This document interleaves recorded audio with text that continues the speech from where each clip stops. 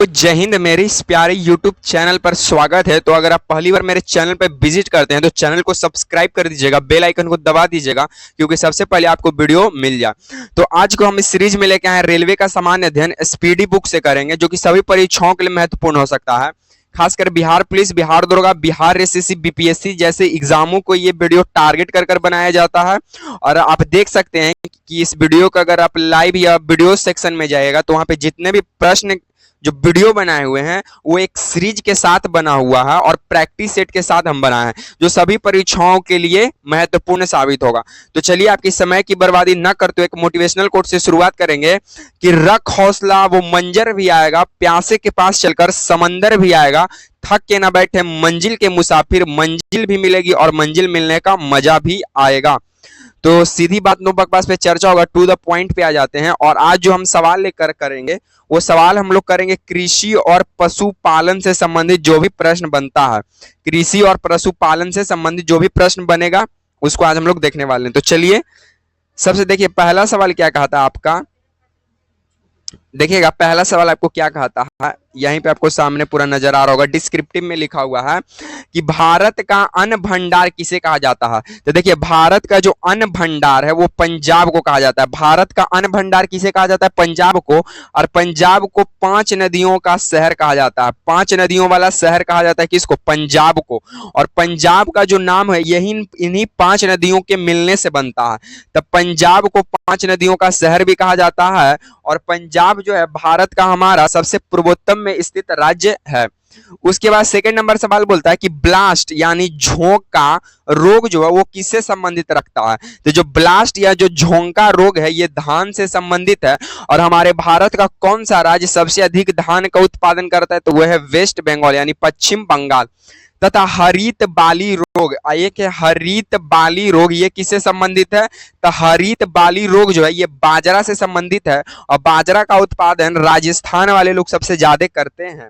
उसके बाद फिर बोलता है कि पूसा 444 बाजरा है। पूसा पूछेगा, ऐसे सवाल पूछ देता है कि बताइए पूसा 444 किसको कहा जाता है, किस खादान को कहा जाता है?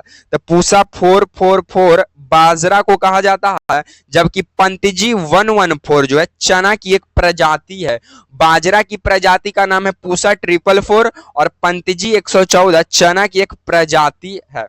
उसके बाद फिर बोलता है कि गेहूं, भारत में गेहूं उत्पादन में अग्रणी तथा सर्वाधिक पशुधन पाए जाने वाला राज्य कौन सा है? तो भारत में सबसे अधिक गेहूं का उत्पादन कौन करता है? उत्तर प्रदेश करता है। और सबसे ज्यादा पशुधन यानी गाय, गेरू, बैल, बकरी जो होता है, गाय, गोरू या फिर बकरी, भैंस, कुत्ता, ये सब जो पशुधन ये सबसे ज्यादा कहाँ पाया जाता है? तो उत्तर प्रदेश में ही पाया जाता है। और उत्तर प्रदेश को चीनी का कटोरा कहते हैं। उत्तर प्रदेश को क्या कहते हैं? चीनी का कटोरा भी कहा जाता है। उसके बाद भारत में सर्वाधिक सिंचाई कुआं और नलकूप के द्वारा ही होता है। भारत में जो सर्वाधिक सिंचाई है वो किसके द्वारा होता है? तो कुआं के द्वारा होता है और नलकूप के द्वारा होता है। और पूछेगा कि भारत का कौन सा राज्य जो है जो सिंचाई की वजह से वहां भूमि निम्नीकरण हुआ है? तो वो है पंजाब। पंजाब में अति सिंचाई की वजह से वहां का जो भूमि है वो निम्नीकरण की अवस्था में आ गया, यानी भूमि में कमी आ गया। उसके बाद देख लीजिए क्या कहता है आगे का सवाल कि रेड रॉट रोग जो है ये किससे संबंधित है? तो रेड रॉट रोग जो है ये गन्ना से संबंधित होता है तथा टीका रोग जो है मूंगफली से संबंधित है। और बिहार में सर्वाधिक गन्ना का उत्पादन पश्चिमी चंपारण जैसे राज्य, पश्चिमी चंपारण हो गया, पूर्वी चंपारण हो गया, ये और किशनगंज जो हो गया, ये सब बिहार में गन्ना का उत्पादन करता है।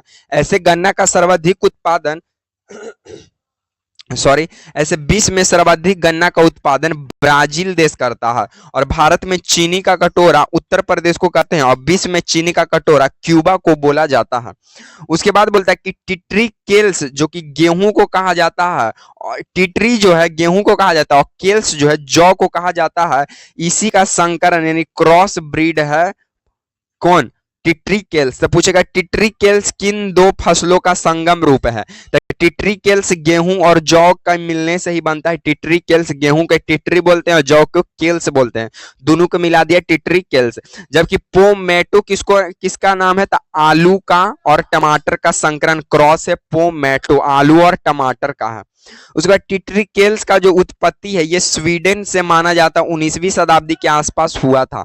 तो टिट्रिकेल्स की उत्पत्ति स्वीडन देश में हुआ है और आलू की उत्पत्ति पेरू यानी चिली में हुआ है। और चिली जो है ये अमेरिका के मतलब कि पास ही में स्थित है, ये अमेरिका के पास है चिली में। और चिली में आटाकामा मरुस्थल पाया जाता है। आटाकामा मरुस्थल कहाँ है? चिली देश में है। उसके बाद गुलाबी कीट जो है ये कपास तथा गंधी कीट जो है धान से संबंधित है। तो पूछेगा कि गुलाबी कीट किससे संबंधित है? तो गुलाबी कीट कपास से संबंधित है और गांधी कीट जो है धान से संबंधित है। और कपास के लिए उपयुक्त मिट्टी जो है काली मिट्टी मानी जाती है, जिसको रेगुर मृदा भी बोलते हैं और कपासी मृदा भी बोलते हैं। अब भारत में सबसे ज्यादा काली मृदा का विस्तार महाराष्ट्र राज्य में स्थित है। उसके बाद गन्ना का जो लाल सड़न रोग है ये फफूंद के कारण होता है। गन्ना में देखिएगा जब गन्ना जो ज्यादा दिन तक का गन्ना उसमें लाल लाल आ जाता है, तो गन्ना में जो लाल सड़न रोग है वो फफूंद की वजह से होता है। और जबकि मटर का जो मार्स रोग है ये मैग्नीज की कमी की वजह से होता है। तो पूछेगा मटर का मार्स रोग जो है वो किसकी कमी की वजह से होता है? तो मैग्नीज के कारण से। और गन्ना का लाल सड़न रोग जो है वो फफूंद की वजह से होता है। चलिए हम लोग आगे बढ़ जाते हैं। आपको आगे अंदर आ रहा होगा कि अंत्योदय कार्यक्रम किससे संबंधित है। देखिए अंत्योदय जो कार्यक्रम है ये गरीबों में गरीब के लिए शुरू किया गया था। तो अंत्योदय कार्यक्रम 1978 में शुरू किया जाता है भारत के राजस्थान राज्य से। और राजस्थान में सर्वाधिक सौर मृदा ये आपका जाके मरुस्थलीय मृदा का विस्तार है। और राजस्थान में सबसे ज्यादा सौर ऊर्जा का संभावित है कि लग सकता है सोलर, यहाँ पे सबसे ज्यादा सोलर पैनल। उसके बाद फिर बोलता है राजस्थान, ये जो अंत्योदय कार्यक्रम की जो शुरुआत है 1978 में होता है राजस्थान से। और राजस्थान का कुछ प्रमुख अगर राष्ट्रीय उद्यान देखें तो हो जाएगा आपका कौन सा? घना पक्षी विहार अभ्यारण्य जो है वो राजस्थान में ही स्थित है। अंत्योदय कार्यक्रम जो है ये बीपीएल से भी नीचे लोगों को दिया जाता है, जो गरीब में भी गरीब है उनको अंत्योदय कार्यक्रम से जोड़ा जाता है। उसके बाद देख सकते हैं यहाँ पे एक और सवाल है कि कपास की खेती के लिए काली मिट्टी उपयुक्त मानी जाती है, जिसको रेगुर मिट्टी भी कहते हैं। और सर्वाधिक उपयुक्त मानी जाती है ये कपास के लिए, जिसके रेशे पौधे की फल से प्राप्त किए जाते हैं। और सर्वप्रथम कपास का जो संकर बीज तैयार करने वाला देश है वो भारत ही था। और सबसे पहले अंतरिक्ष में किसी चीज का अगर पौधा उगाया गया है तो वो है कपास का ही पौधा उगाया गया था अंतरिक्ष में। चलिए हम लोग आगे बढ़ जाते हैं। आगे फिर यहाँ पे एक और सवाल बन जाता है कि बंची टॉप जो रोग है ये किससे संबंधित है? तो बंची टॉप जो है केला से संबंधित रोग है। बंची टॉप किससे संबंधित रोग है? केला से संबंधित रोग है। तो आपको ये डिस्कशन कैसा लगा कमेंट कर जरूर बताइएगा। तो आज को हम वीडियो को यहीं पे समाप्त करते हैं। अगर वीडियो पसंद आता है तो लाइक शेयर एंड सब्सक्राइब करना ना भूले। इसी तरह के सीरीज के साथ आपसे मिलेंगे नेक्स्ट वीडियो में। तब तक के लिए आप सभी को जय हिंद।